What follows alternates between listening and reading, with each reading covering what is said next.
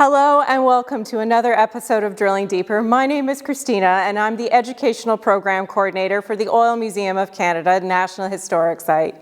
We are very pleased to be welcomed here and to Christ Church Anglican to discuss the Heritage Memorial Window and the circular relationship between the community and the industry and how it reflected the people's outlook and interpretation of the world around them.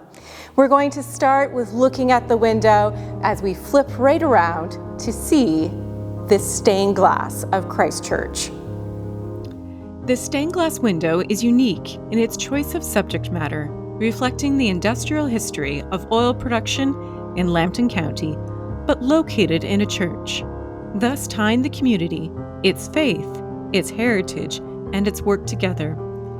The central image is of Jesus the Shepherd in the foreground and a field wheel in the background. In this instance, the symbolism of the field wheel is twofold, as a circle representing the divinity of Christ and as the familiar part of a jerker line system that connects oil pumps in the oil field. Surrounding the central image of Christ in the oil fields are scenes of historic oil activity focusing on drilling, transportation, refining, and the expansion into international oil fields. Encircling the window is a timeline of 30 important events starting in 1846 and ending in 1899. The window was created by famed stained glass artist Christopher Wallace and installed in June of 1983. It is the largest of the 13 stained glass windows at Christ Church Anglican. The first window shows the international drillers in Java, Indonesia, surrounded by the palm fronds. The second scene focuses on transportation and horses pulling an oil tank wagon from the refinery to market.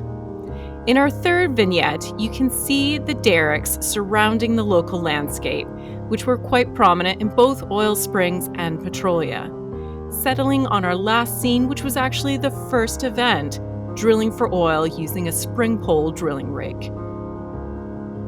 The central biblical passage is from Job 29, verse 6. "And the rock poured me out rivers of oil." It is meant to show how God provides for his people and his blessings, which enabled people to obtain wealth, status, and abundance from a land that was naturally unproductive, like the swamps of Inniskillen Township. This framed the worldview of these parishioners and their relationship to this valuable resource.